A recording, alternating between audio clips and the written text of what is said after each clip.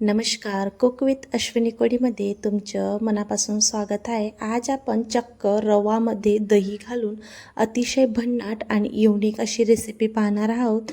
त्यासाठी व्हिडिओ कुठे न स्किप करता पूर्ण पहा, जेणेकरून तुम्हाला रेसिपी कोणती आहे हे कळेल।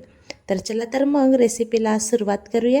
सर्वात आधी तर 1 वाटी मी रवा घेतला आहे, त्याच वाटीने मोजून मी दह्याचा वापर केला आहे। दही आपली फ्रेश असायला पाहिजे, जास्त आंबट नको। बघा आता त्याच वाटीने मी 1 वाटी पाणी घेणार आहे आणि हे सगळं मिक्सर मिक्स करून घेणार आहे चम्मचच्या मदतीने। हवं तर तुम्ही पाणी कमी जास्त करू शकता, कारण रवा जर तुमचा जाड असेल तर पाणी थोडं जास्त लागू शकतं। पण मला असं वाटतं की या रेसिपीसाठी आपल्याला बारीकच रवाचा वापर करायचा आहे। आता मस्त सगळ्या गुठळ्या किंवा गाठी सगळ्या मोडून घ्यायच्या आहेत आपल्याला आणि चम्मचच्या मदतीने हे सगळं बॅटर आता आपण मिक्स करून घेणार आहोत। तर मंडळी, तुम्हाला एक निवेदन आहे, जर आपल्या चॅनलवरती तुम्ही नवीन असाल ना तर चॅनलला सबस्क्राईब करून घ्या आणि जर रेसिपी थोडी जरी आवडत असेल ना तर रेसिपीला एक लाईक करून कमेंटमध्ये मला नक्की सांगा की तुम्ही ही रेसिपी कुठून पाहत आहेत। तर चला, सगळं पाणी आपण टाकून घेतलंय। पाणी टाकल्यानंतर आपण हे सगळं बॅटर आता मिक्स करून घेणार आहोत, जेणेकरून आपल्या या बॅटरमध्ये गाठी नको असायला। आणि ही जी रेसिपी आहे ना फक्त 2 ते 3 साहित्यांमध्ये बनवून रेडी होणार आहे। अतिशय टेस्टी आणि खूपच सोपी ही रेसिपी आहे। तर चला मग सगळं आपण बॅटर मिक्स करून ठेवून दिलं। आता एका साईडला आपण 15 मिनिटसाठी ठेवून देणार आहोत।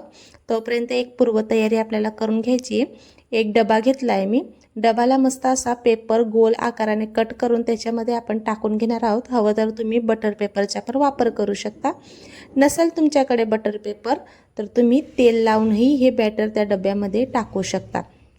आता 15 मिनिट नंतर मस्त आपलं जे बॅटर होतं, जो रवा होता तो मस्त असा फुलून तयार झाला आहे। आता याच्यामध्ये आपण चवीप्रमाणे मीठ घालूया। मीठ घातल्याने बॅटरला, म्हणजे मी आधी मीठ नव्हतं घातलेलं, बॅटर मस्त फुलून गेल्यानंतर आपण मीठ घालणार आहोत। आता मीठ घातल्यानंतर मस्त हे मिसळून घेणार आहोत। आता याच्यामध्ये आपण 1 सॅशे विनोचा यूज करणार आहोत। विनोच्या ऐवजी तुम्ही बेकिंग पावडर असतो त्याचाही वापर करू शकता। आता थोडं पाणी घालून याला ॲक्टिवेट करून घ्यायचं आणि मस्त असं मिसळून घ्यायचं। एकाच डायरेक्शनमध्ये आपल्याला हे बॅटर मिसळायचं आहे। बघू शकता मस्त आपलं हे जे बॅटर आहे मस्त फ्लफी असं झालेलं आहे, मस्त असं फुलून गेलेलं आहे। आता बॅटर मस्त असं फुलून झालेलं आहे। आता आपण जो डब्यामध्ये कागद वगैरे टाकून ठेवला होता किंवा तेल वगैरे लावून ठेवलं होतं, त्या डब्यामध्ये आता आपण हे बॅटर टाकून घेणार आहोत। सगळं बॅटर त्याच्यामध्ये टाकल्यानंतर हा डबा थोडा आपल्याला टॅप करून घ्यायचा आहे या पद्धतीने, जेणेकरून त्याच्यामध्ये हवा वगैरे असेल ती हवा निघेल किंवा गुठळी वगैरे असतील त्या निघतील किंवा फुगे वगैरे होत असतात तेही फुटतील, जेणेकरून आपला जो नाश्ता आहे तो एकदम छान बनेल। आता वरून मी थोडी लाल मिरची घालते, लाल मिरची पावडर घालते आणि थोडा सांबर मसालाचा मी वापर केला आहे। तर हो मंडळी, आज आपण ना इन्स्टंट रवा ढोकळा बनवतोय। एकदम सोपी आणि सरळ ही रेसिपी आहे आणि इन्स्टंट बनणारी रेसिपी आहे।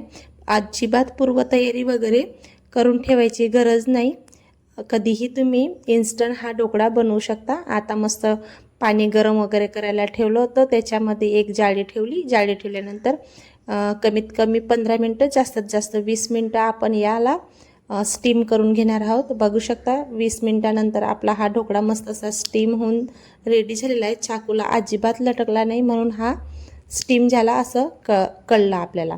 बघू शकता ढोकळा मस्त असा गार झाला। आपण याचा आता कडा मोकळा करून घेऊया।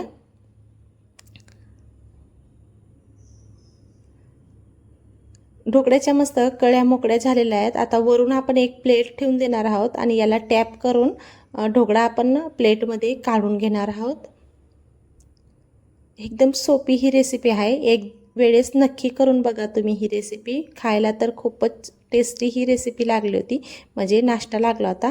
आता जो आपला कागद आहे तो कागद पण काढून घेऊया अजिबात कागद खाली चिटकला नाही किंवा करपला नाही कागदामुळं हा ढोकळा.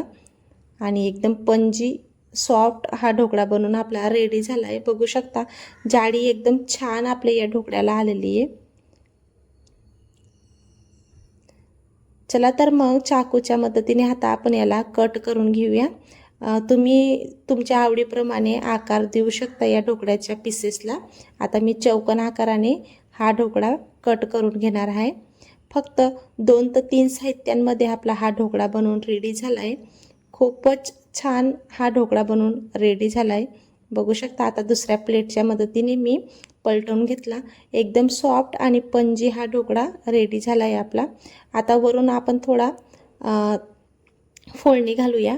सर्वात आधी तर मी 2 ते 3 पडी तेल गरम करून घेतलं आहे. त्याच्यामध्ये मोहरी, जिरे, कढीपत्ता आणि थोडी मिरचीचा मी वापर करते. हवं तर तुम्ही मिरची स्किपही करू शकता आणि हिरव्या मिरचीच्या ऐवजी तुम्ही लाल मिरचीचाही वापर करू शकता. आणि बघू शकता सगळी फोडणी आपली तयार झाली आणि फोडणी आपण त्याच्यावर टाकली आणि वरून थोडी आता कोथिंबीर मी घालणार आहे. कोथिंबीर घालल्याने आपला हा जो ढोकळा आहे याचा रंगही आणि टेस्टही खूप छान येतो आणि दिसायला पण छान वाटतो. जर तुम्हाला थोडी जरी रेसिपी आवडली असेल ना तर रेसिपीला कमेंट करा की कशी वाटली तुम्हाला ही रेसिपी. बघू शकता एकदम जाडीदार आपला हा ढोकळा बनवून रेडी झाला आहे. एकदम सॉफ्ट आणि पंजी. आणि मी तुम्हाला एक क्लिप लावली मी जवळून पण तुम्हाला दिसेलच कसा आपला पंजी ढोकळा हा रेडी झाला आहे. अजिबात आपल्याला पूर्वतयारी करायची गरज नाही मंडळी. इन्स्टंट हा ढोकळा बनवून रेडी झाला आहे. खायला तर अगदी मस्त हा ढोकळा लागला होता आणि एकदम जाडीदार आपला हा ढोकळा बनवून रेडी झाला आहे. इथपर्यंत जर रेसिपी बघून घेतली असेल तर त्यासाठी तुमचं मनापासून मी धन्यवाद करते.